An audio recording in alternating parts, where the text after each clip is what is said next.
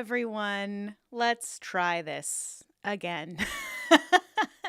If you were tuned into the other live, I think it stopped going live for whatever reason. So we're back. We're starting over. We're brand new. Okay, hello. If you are new to the channel, my name is Erin and I'm fascinated by all things cults, true crime, and unique spiritual practices. So if you like that sort of thing, I would love to have you subscribed here. I would really, really appreciate it. I'm a little concerned. I just want to make sure y'all can hear me because I'm not hearing myself in my headphones. So, and my tech-savvy husband left. So, thanks, babe.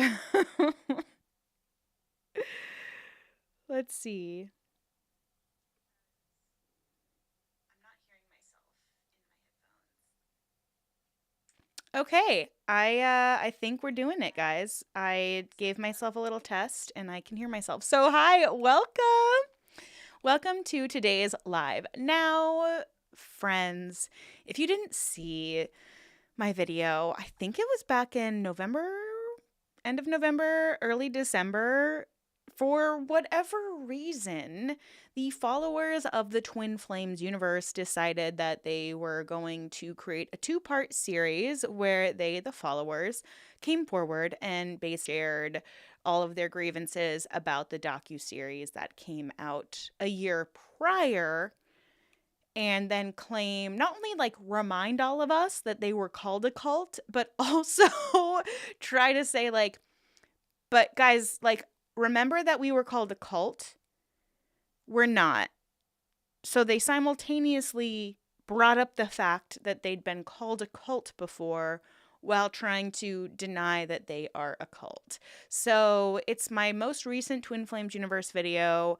So you can scroll through the channel. I'll try to remember to link it down below when I finish the live.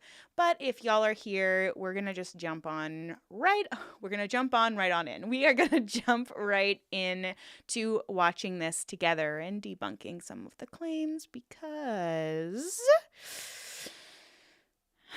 I think we all know what's about to happen. So let's go ahead and jump right in. Thank you so much if you are here. This might take up most of the afternoon, so let's do it.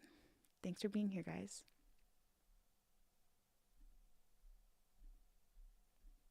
Numerous examples that you don't see in a docudrama, that you don't ever hear about, of people, just leaving and, say, okay. And Map was in the docudrama. There was a whole component of it. I was never asked to be in an interview. It was just, quite honestly, quite violating for me to move through. All together, and she saw how we moved through upsets.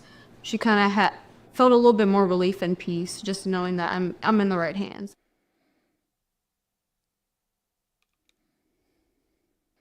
Yeah, and so that brings me to the next question that I want to touch on, which is another deep one that we really want to get to the core of, and that is the question of, is Jeff God, and what is Master Christ? And so these are topics touched on throughout the docudramas, and we all know here Jeff is not God. But let's share a little bit more about that and why that is, and yeah, go into more details there. So, Ryan, did you? I'm really trying to not stop it too often, but I just want to make a prediction. They're going to claim that what was shown in the docuseries was taken out of context, and context matters in this case because Jeff never said that he was God, even though we've seen him say it multiple times. It's like they saw the docuseries and was like, oh, these are people's pain points, so let's just arbitrarily say our opinion about this and try to placate everybody else so that everybody forgets that he said he was God, and just blame editing. Everybody loves blaming editing. And speaking of editing, you should have edited this video a lot better because that intro was trash. But so is mine on this live because I couldn't get it ready to go. So we all mess up, but at least I'm not a cult leader. Okay. Have a piece on this? Yeah. So, well, obviously Jeff is not God. Jeff never said that he was God. He's never taught that he was God. He believes in God and he has a relationship with God. He loves God very much, and God is love, in the teachings of union. So that's the teachings, is that love leads your life. And yeah, there's never been a conversation other than that. And the second coming of Christ is all about, that consciousness of love, being expressed through humanity, as a whole, and us all, stepping into that. And Jeff. God isn't love, you guys. We're all God because we're all consciousness. That's what he meant. That's it. Really? Didn't he put a picture of himself up next to Jesus and say, yeah, I look just like Jesus. I'm a white man with long hair and a beard, like this guy right here. So obviously that means that I must be God. And look, there are a lot of spiritual practitioners that do have the, I suppose you could say, mindset that once you become aware or self-aware or start moving through your spiritual journey, you do start to feel this connected energy. You do start feeling like you are more in tune with the cosmos or with energy, whatever it may be. And that might start to feel like, oh, I am pure consciousness. I am God. We are all this entity, this energy that feels all knowing. And that I kind of understand. It resonates a little bit more to me than there being some kind of entity in the sky that is dictating what's right and wrong. However, in this context, it's very, very clear that Jeff did try to say that he was God, that he had some kind of spiritual authority and more divine connection to God. He changed his last name from Ion to Divine. So I think it's safe to say that he thinks he is of the divine. Also, I can't remember if I brought this up in the last video when we watched part 1 of this series that they've done, but and I've noticed this in other cults too, specifically with cult leaders. You have people like Teal Swan who they speak very articulately and slowly and at a lower register, and there's not much inflection in their voices, and this makes it easier for someone to listen to them, and it also gives them the appearance of being very calm and serene and all-knowing. And I just want to show you that this is very easily faked. Just because you're able to speak in a different tonality, at a different rhythm, and make it seem like you don't have any real emotions and you're very articulate, does not mean you know shit better than anybody else. It does not mean that you are God or more connected to some kind of entity in the sky. It also doesn't necessarily mean that you are not stuck in a cult like these people. So as we continue to watch the video, I want you to kind of pick up on some of these mannerisms, some of this behavior, because they're trying to come across as being very reasonable. We are reasonable. We're not emotional. We're the ones that are being the bigger people and discussing this in a rational way without argument. We're not getting inflamed. We're not going to the press. But this is all a facade. This is all you all pretending. It's very, very clear that all of these individuals have been coached. And why aren't Jeff and Shaleia here to defend themselves? Why aren't they? Why aren't they? It's like they have their inner circle of cronies that they're sending out. I think it's called the flying monkeys tactic, kind of like in The Wizard of Oz, where the Wicked Witch of the West, she sends her flying monkeys out to go attack and defend. That's exactly what's happening here. Classic cult tactic. Jeff and Shaleia have led us, in that consciousness, right? They've stepped into it and they showed us that it's real, and they're showing the world that it's real. And we're aligning with that truth and we're living it for ourselves. This is a realization, from my own personal life that I came to what you just said, Ryan, a little bit prior to finding the teachings was this awareness that, the Christ coming back, the second coming, it's a consciousness. It's not the physical being coming down to earth, which was a huge shift for me because I grew up Catholic believing that. And so this shift in my consciousness, however, brought me to, a lot of peace in my life and a lot of deeper understanding about, this is what Jesus was really talking about, right? This is what, this is what his teachings were really about, was becoming the Christ within you. And, other masters know this, like Yogananda has the book, The Second Coming of Christ Within You, and teaches this as well. And that's really what Jeff and Shaleia teach, is that we all can become our Christ selves. And so, that feels good. And that's, what I came to as well on my spiritual awakening. And the next piece here really is, what is Master Christ? And that was kind of a buzzword throughout the docudramas. And let's touch on that a little bit. Yeah, I really think that was, it was really taken out of context, to be honest. Like, I think this is something Jeff is personally exploring. In the particular Twin Flame Ascension School class that they riffed off of or pulled from, there was a long discussion there in regards to this topic. And Jeff and Shaleia will always share with us as students what they're spiritually moving through and what they're exploring, which I personally really appreciate. And so, I think that their discussion in regards to the Christ consciousness being in all of us.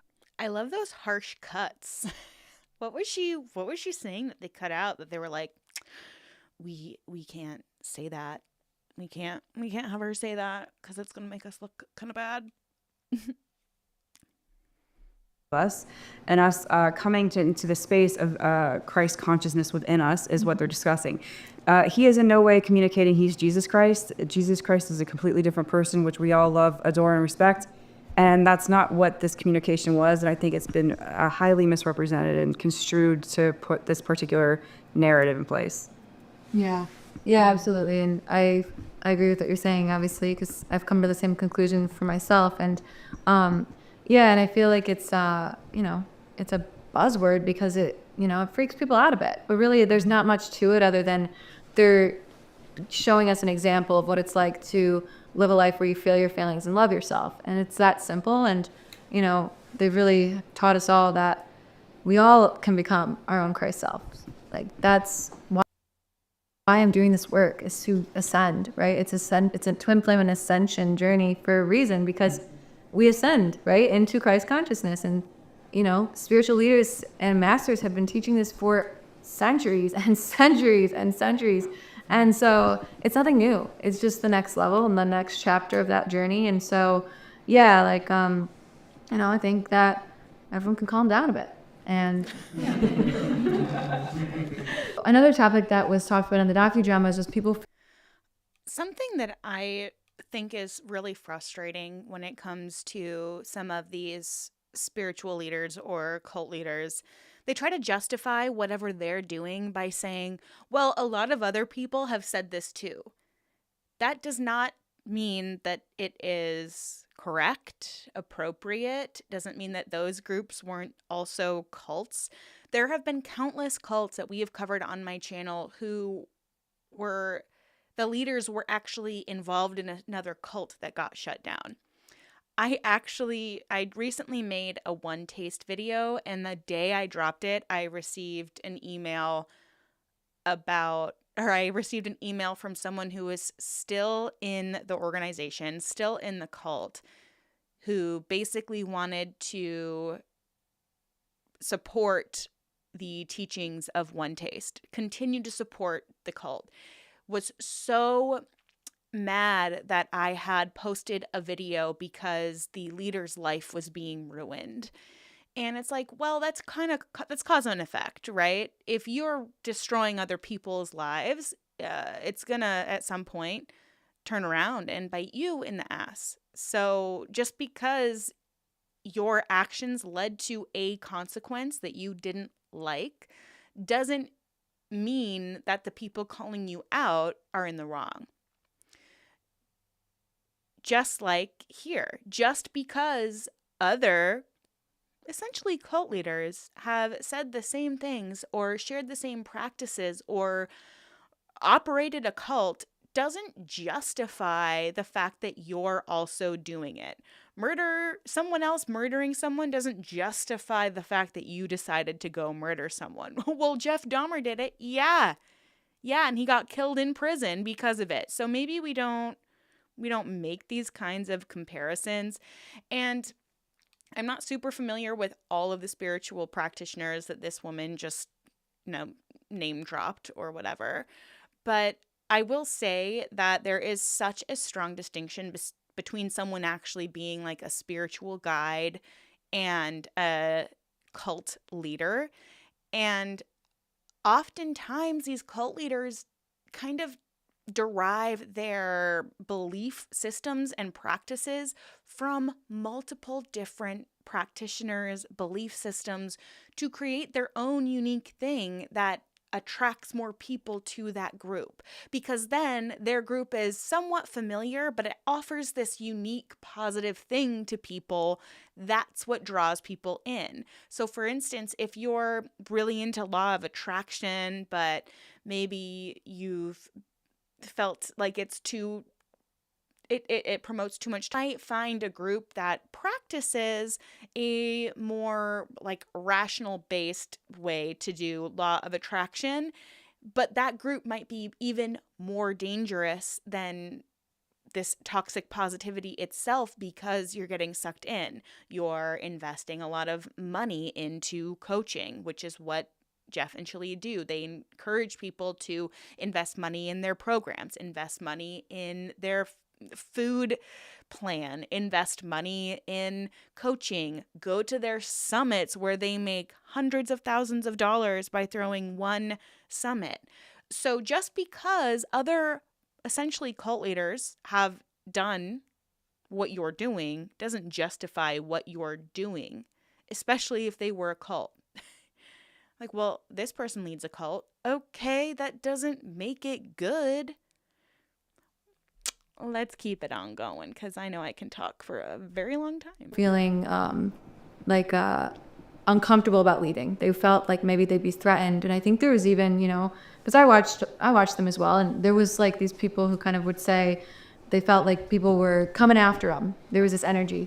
And as we know, that's not the case. People have been coming and going since the beginning of Twin Flame Ascension School freely and as they please. And really it's like an online community. So you can't really, there's nowhere to like, you can go whenever you want by just logging off your computer, right? It's very simple, leaving a Facebook group. But that wasn't what was portrayed at all. And so, yeah, I'd love to hear.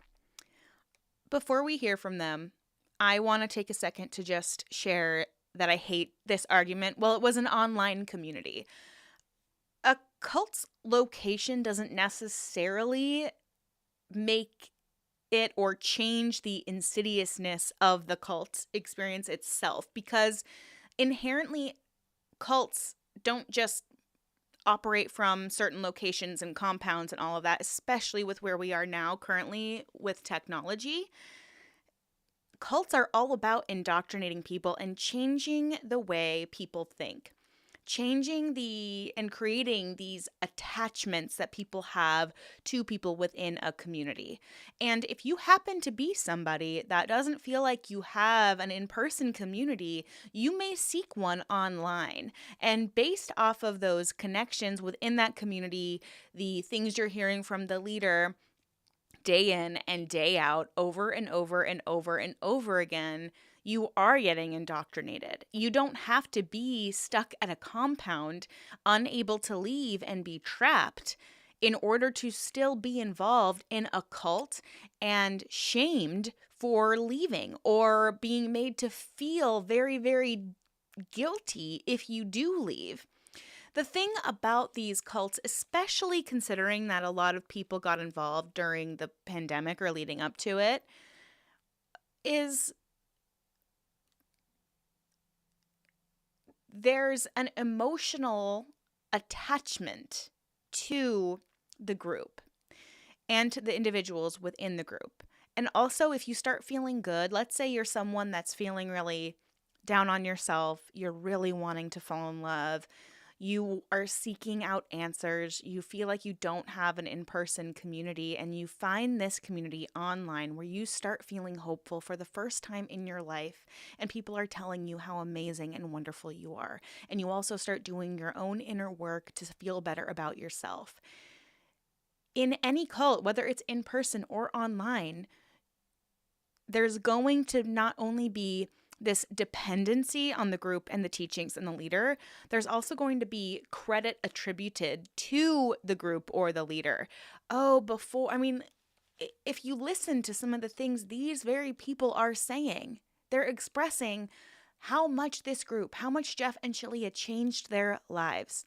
And anytime I've been with a therapist, they've said, I, the therapist, am not the one changing your life. I'm offering you tools that you can choose to use or not use moving forward.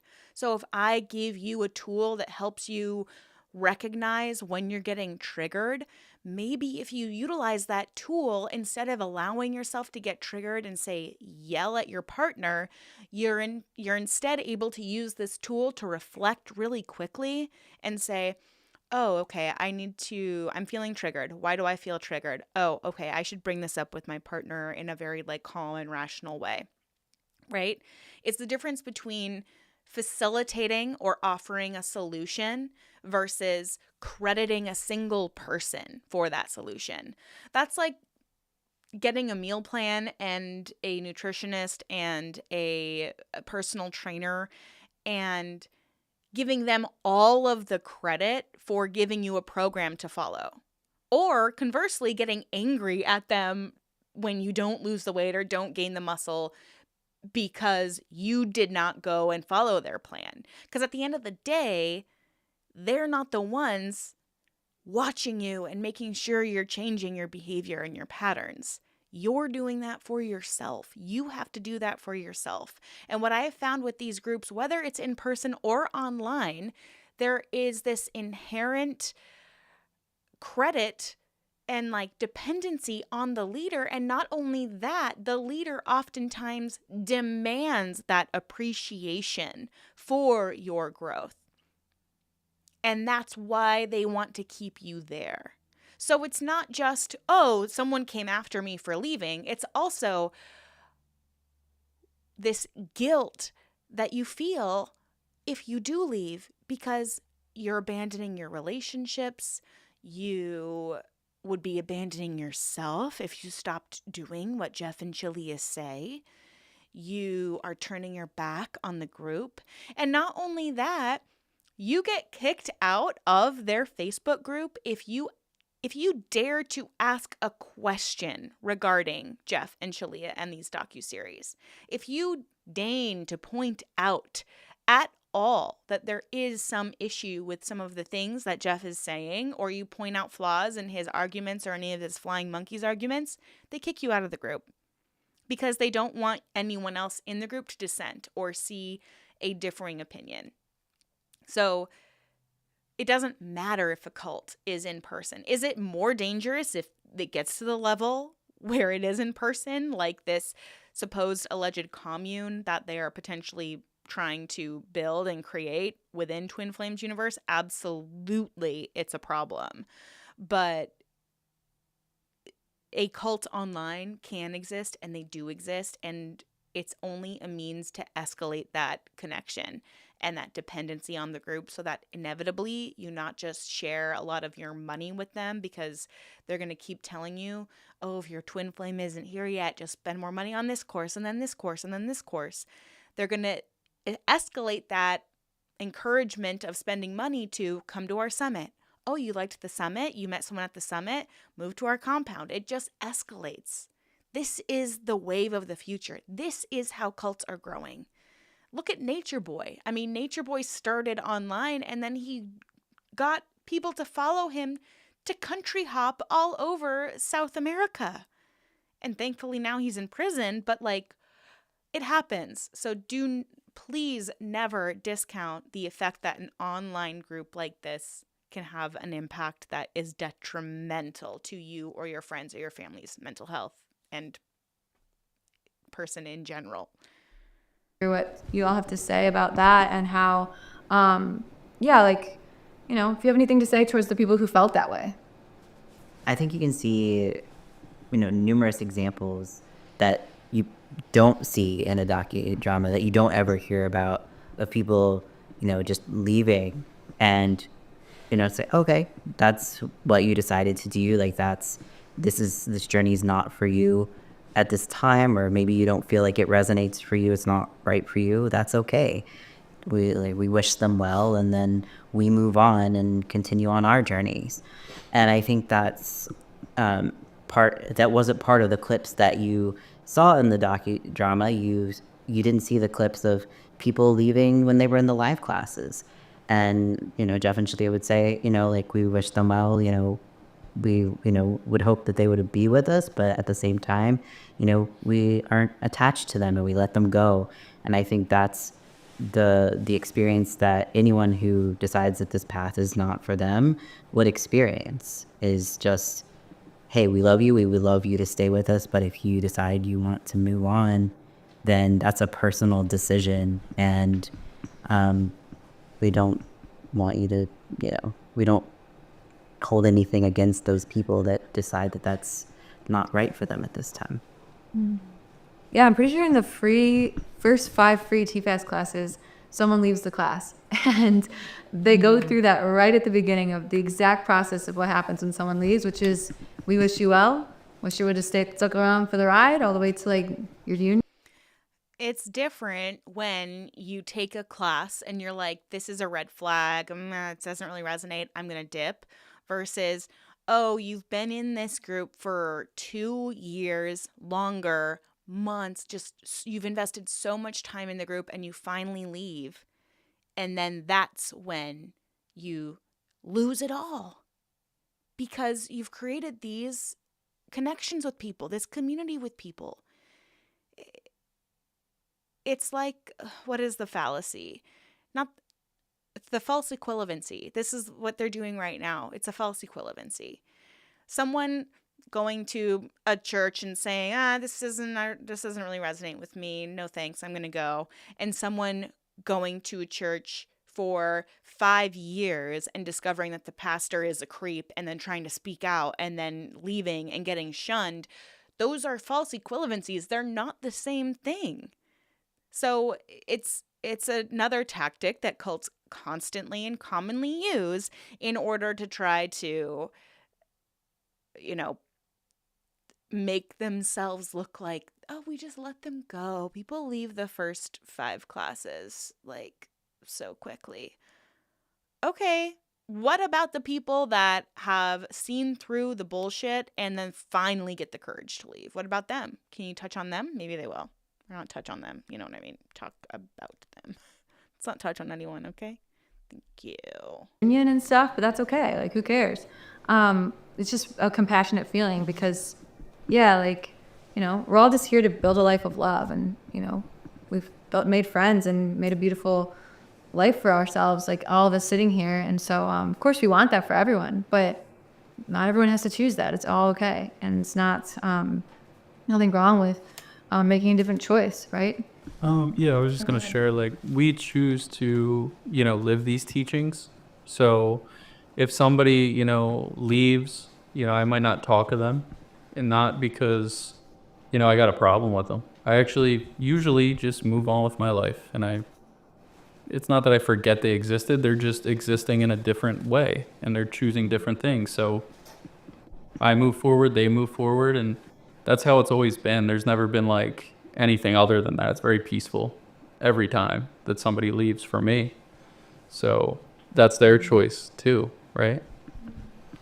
Yeah, I think it's natural as you change and develop in life that like you move into different friends. An example would be, you're in high school and you have your high school friends and they're great. And then, you move to college. One summer you go away to college and all of a sudden you're not hanging out with those high school friends anymore. You're hanging out with a bunch of college friends.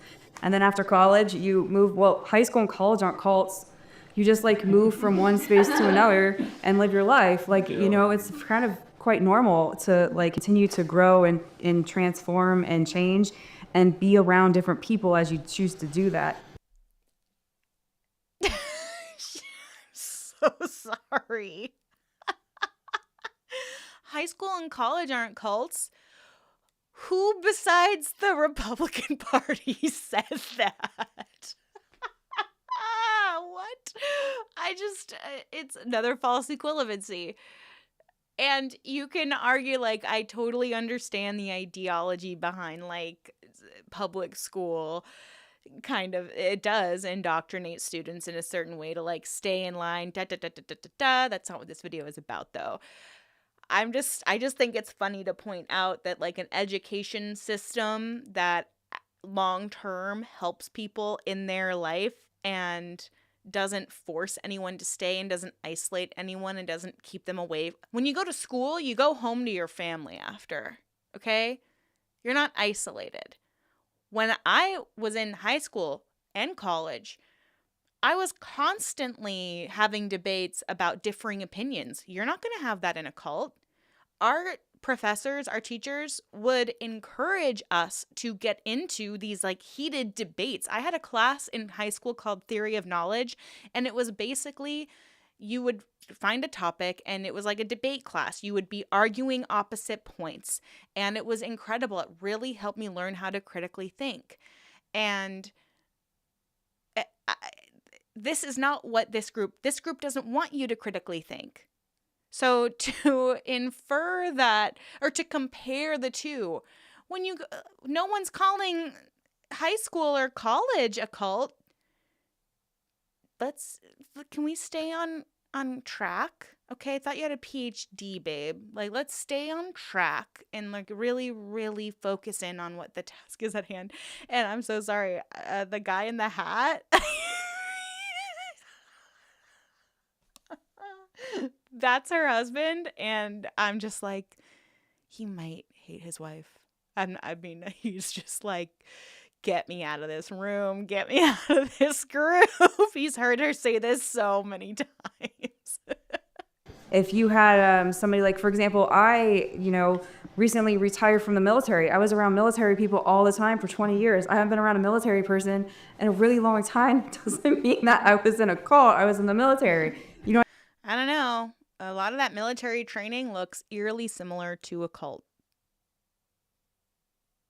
Not Doc in the military, but if you know someone who's gone to military training, I have an acquaintance's partner who went to sniper training and came home and literally broke off their engagement and was like a shell of himself. He'd gotten so broken down as a human being because of the training. Because if you're going to be killing people, I feel like you have to lose pieces of yourself, Conversation for a different day, but there are people out there who argue that the military is a kind of cult. So once again, these arguments are not very strong. You know what I mean? It's just I'm living a different life now. And that's something that's discussed at length when leaving the military, that like this is a whole new life for you. These are new people you're going to be around. It's a very natural part of life to have a transition when you move from one thing to another. And I think like attracts like. So, we've been here a long time, like for years. I think we came into the community in 2016. We've seen a lot of people leave and come and leave and come back, and you're free to invest in the teachings and into the community at any level that you see fit for yourself, and if you decide at whatever level you don't want to be in the community anymore, you're more than willing to leave. You can 100% do that. I think that where it gets kind of construed is like if you do choose to leave, well, like the responsibilities or what you had going on in the community, of course, that's going to change because you're making a new choice, and that's completely okay. But that's part of the choice you're making, and that's just part of the thing. Like if you're in a business and you choose to leave the business, Yeah, choices have consequences. choices have consequences. It's pretty normal, and so I think it's just a normal part of life, and it's okay. Choices do have consequences. So then why doesn't coercion also have consequences? Because if you are coercing someone into making the choice that you want them to make, they don't actually have the choice. So the consequence isn't actually theirs, if that makes sense. If you are coerced into making a decision and then something bad happens to you because of the decision that you made, that is not necessarily your responsibility to deal with that consequence. It's the people who did the coercing. It's the people who tried to harm you in the first place. It's the people like this who see bad things being done and don't step up to the plate and make a change, who don't hear the group that they're involved with getting all of this criticism, and instead of saying, okay, here's where we can get better. Here's how we can become a better group. I'm Jeff and Shaleia, and we recognize that some of our practices in the past have not been healthy, have not been for the greater good, and we recognize that we're doing things that have really had terrible consequences, and we are taking accountability and we are changing how we do things. None of these people, none of this has any accountability. It's all defend, and attack. And without accountability, real change can't be made. And if you are unwilling to take any accountability for your role in the harm you've done onto other people, then there's no real change. Then I have to believe all of the people who spoke out against this group, because the people that I have spoken to or seen talk about their involvement in either this cult or even another one is those people take accountability for their part in the bad behavior. They share stories, like Sarah Edmondson always shares stories about the guilt she feels for having recruited so many people into NXIVM. People in this group, and I don't want to share names because I don't want to misspeak on their behalf, but they have expressed the guilt that they feel and the responsibility they have taken for some of the things that happened within this group, and they weren't able at the time to speak up about it because they didn't recognize what was going on. And I feel like this is what's happening with this group of people. I feel like this woman in particular, she is essentially one of the leaders. She created the MAPS program, which she claims can heal you from PTSD, and she's, you know, she has the authority to talk about mental health because she was in the military and dealt with PTSD herself. Does not necessarily make her someone you should be listening to on how to heal trauma in that way. I actually had an interview with a counselor who was created a whole podcast based off of this program, MAPS, and she said that it was insidious and inherently dangerous to promise people that you can heal their trauma in a single MAPS session, which I think we'll talk more about that later in this video, or I might have to do a part 2, like another live, because this live is going to be really long. We're only 10 minutes in, and this live has been going on for like 40 minutes. So you're welcome. Sorry, I'm not sure. But it's all around it's just so aggravating. Okay, that occurs here. I think it's very healthy. It's very basic. It's just been construed to look a particular way because it's a spiritual community. Yeah, this is a very no drama type community. So when someone leaves, it's like there's compassion, there's love. We send them on their way, and that's it. It's like we're on to the next thing so quickly because we all move very fast when we're, creating our dream lives like we're all doing. There's no time to stop and Hold on. follow somebody after they left or like something like that. It's like, no, and we're very busy people. Like, we got a lot going on. We're growing a business or like enjoying my life with my twin flame and remodeling our home and fun things. And so, yeah, that's really a huge misconstrued piece of what went down, I feel. The next thing that I want to touch on with everyone here today is any truth or any, thoughts around brainwashing at TFU. Like, is there brainwashing taking place? Like, are we all... Buckle up. Here we go. I can't wait to hear what they have to say. This brainwashed robots? What is happening here? And what is your perspective on that? For me personally, My parents weren't exactly sure what was going on. So to bring kind of light to what we do here, my coach suggested that I bring my mom to a coaching call with us, just to really see what we do. Like, what do I really do in counseling? Yeah, and I've always been very open with my mom, and she's always loved and supported me no matter what I do. So I willingly and openly just let her join a coaching call with me. And she watched Hannah guide me through things that were upsetting me. And she just, yeah, she has her own relationship with God. So although she told me, like, although she doesn't exactly believe in the exact same things that I do, as long as I'm happy and she knows I'm following what, makes me happy, she will always support me. So after we kind of had that coaching call together and she saw what, how I move through upsets, she kind of felt a little bit more relief and peace just knowing that We're not brainwashed, but we're going to use this new terminology and new cult language like upsets instead of just discussing your negative feelings or feeling bad. We're going to discuss how we talk about our feelings with a brand new language to prove that I'm not brainwashed. I prefer the word indoctrination because I feel like the word brainwashed is so taboo, and there are some people within cult spaces, specifically Synanon, where addicts would speak up and they would say, well, to me, brainwashing had a positive connotation to it because it felt like I was washing away all of my negative thought processes. I was brainwashed, but to them it went good because their brain started seeing the good things. It was washing away the negativity. And I just feel like this particular person is trying to say a lot of stuff and like deflecting answering the question by saying, oh, I brought my mom in and she thought it was fine. That doesn't mean you're not getting indoctrinated. It does not mean you're not being brainwashed. I'm in the right hands and I'm not being brainwashed.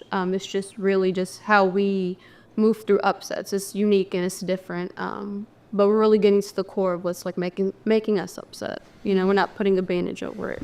So yeah. Yeah, really beautiful. That really kind of brings me to the next piece here, which kind of circles back to the first question of are we a cult, right? And this has to do as well with that question. And so what I've learned throughout it is that it's not physically possible to have an online cult. It's not physically possible to brainwash someone online, because to have a cult or brainwash someone, there has to be an element of fear involved. And yeah, I feel like this is a really good piece to touch on. And Chrissy may have some more to share on this about, how fear plays a role in cults and what, is TFU a place that is perpetrating fear on people? Yeah, absolutely not. I think that, like you noted, there is research out there that communicates the efficacy of online cults, because there is a fear associated with a cult that you're being threatened or that you're being physically held in some way. And that simply is impossible online because That's not true. Because when you have the emotional and psychological attachment to a group, there is the fear of losing that group.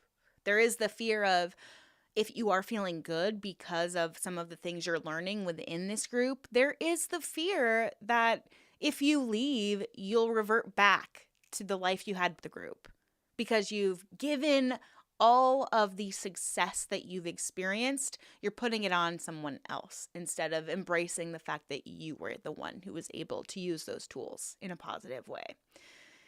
And this is something that's really fascinating to me, is fear is not the feeling that cult leaders or manipulative people actually utilize as a tool. It's actually a really big misconception that invoking fear in another person will make them easier to control. Invoking fear in another person typically pertains to the idea of the us versus them mentality, where you're creating a common enemy that invokes fear. But actually, the emotion that you want people to be in if you're trying to control them And this is going to surprise you. It's actually anger. Because when someone is in an angered, triggered state, they are way more able to be malleable. They are in a heightened sense of feeling and a lack of awareness to what's actually going on. So if you can make someone angry or triggered, that's the best way to control them and their behavior, because it makes them look and feel crazy because they're getting angry about something that you're doing. And the cult leader is able to be like, well, look at you. You're not growing. You're not where you want to be because look at how triggered you are. Look at how angry you are. You should probably stay in this group and work on it because I am not emotionally invested in this right now. Even though this would normally be something that triggers me, I've done all the inner work to a point where it doesn't bother me anymore. And if you're having this kind of angry reaction, it must mean that the problem is you. When really your body is like in fight or flight because you're so offended. You're so hurt. You're so in so much pain. You're so angry.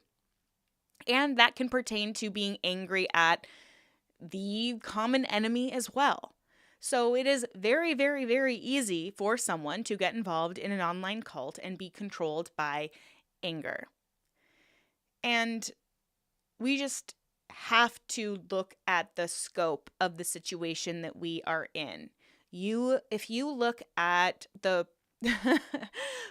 political structure of America right now, and when you ask, how did MAGA grow to the point where now we have this maniacal lunatic as our president, it's because he leads with making people really, really, really mad at a common enemy. He's not making them afraid of the common enemy. He's making people angry at easy targets. He's figuring out how to trigger his base so that they see the common enemy as someone that they are pissed at, that is destroying America, and that wants to destroy themselves. And that's where a little bit of the fear comes in.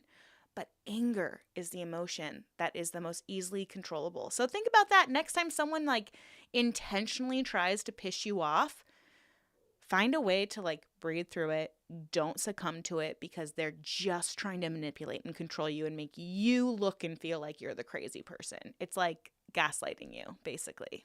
I thought this person was really good at psychology, but guess not. You can unplug, you can unclick, you can unfollow, you can close the laptop very quickly and move on with your life, and you'll go live a free life of whatever you'd like to do.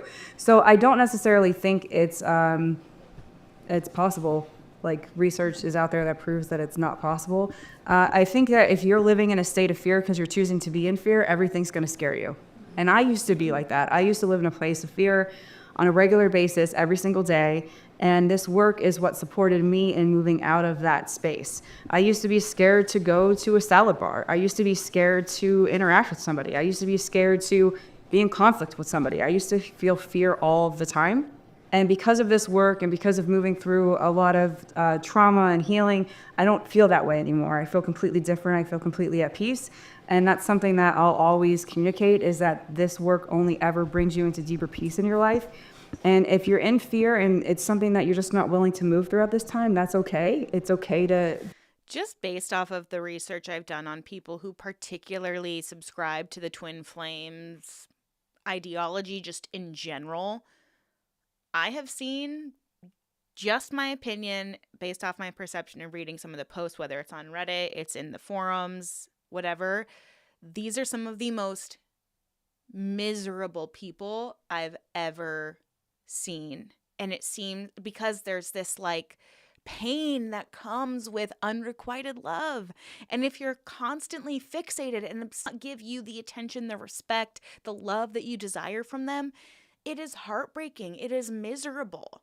I have not seen people who are deeply entrenched and involved in the Twin Flames ideology or Twin Flames universe. I have not seen or observed them at all, in my opinion, to be more at peace than other people. My girlfriends who date around and bitch about men are more at peace than the people I see online that are absolutely obsessed and fixated on a singular person. I interviewed a woman who went to jail because she was so obsessed with her twin flame. So obsessed. How is that peace?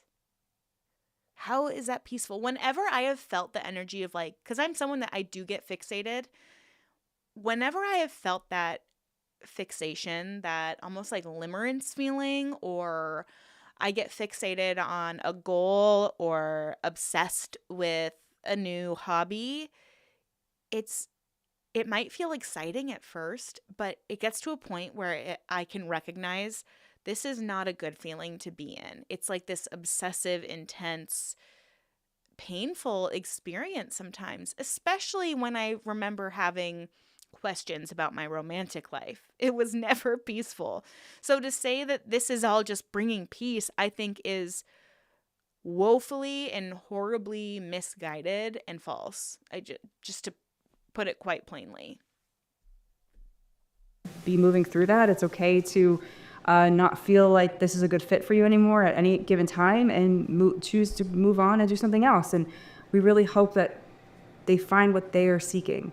But I think one thing is like when it comes down to brainwashing and this cult narrative, I'm somebody who's been a critical thinker my whole life. I think that my parents would tell you that I could never be controlled, even as a child. To feel like I could be controlled as an adult is just a little silly to me. I think that because you're one of the people doing the controlling. Stop pretending that you are also just a follower. You are at the helm. It's basically your cult too at this point. You are the one who's the CEO of MAPS. You're the one who is claiming that between you, Jeff, and Shaleia, you can heal people's PTSD in one effing session. You're not on the same level because you're the one doing the indoctrination. Maybe that's why you can't be controlled, because you're the one being manipulative. You're the one doing the controlling. You're the one creating false narratives within people's minds so that they get so confused that they have to stay where they are, which is in your cult, giving you all more and more money. So stop kidding yourself. I want to cuss so badly. I'm getting angry at this woman. I've always kind of beaten to my own drum, so to speak, and done my own thing and have really critically reviewed and analyzed. Oh, yeah? Yeah, you certainly have beaten your own drum because you are literally making up diagnoses and coming up with modalities to heal people that are untested and don't make sense and are ethically, well, just plain old unethical. Okay? So STFU. The things that I do on a regular basis, I still do that. I mean, you guys all know me. I'm very logical and very grounded and very I really reflect on the decisions I make in my life. And I think that when you're in an organization and part of a community that people are a bit skeptical about, that's okay. It's okay to be skeptical. It's okay to ask your questions. But I invite everyone to be open-minded about it. And come try it on. Come check it out. There's hundreds and hundreds of testimonials from friends and family on twinflamesuniverse.com that can be reviewed. A lot of our stories are on there as well. And I think also, you have a handful of people saying one thing, and then you have thousands of people. I mean, there's almost 60,000 people in the open forum at this point. That's... Yeah, and that forum blew up because of people secretly going into the forum and making fun of, I don't think this is appropriate, but going in after seeing the docuseries to basically see if what the docuseries was saying was true. And some of those people did try to roast Jeff and Shaleia, and they would get instantly kicked out. So don't kid yourself that oh, you've suddenly grown. Why are Jeff and Shaleia doing so many cash grabs then? Desperate to make their money.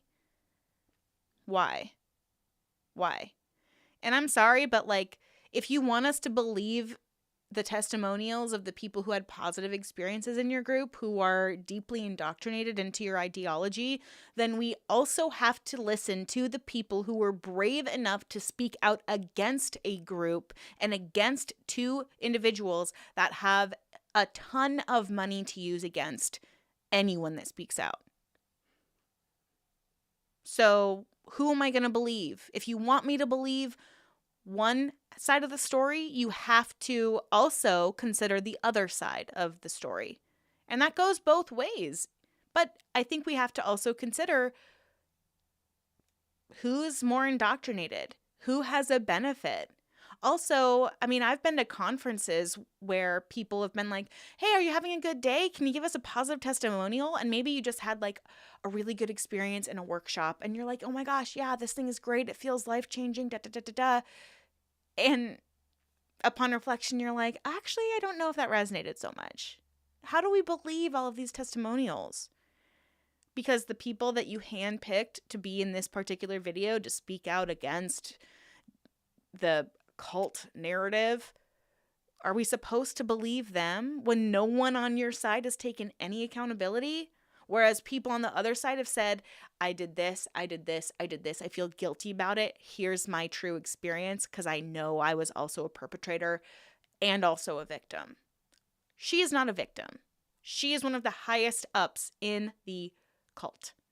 She is making money based off of ensuring that people are manipulated into continuing to buy these courses.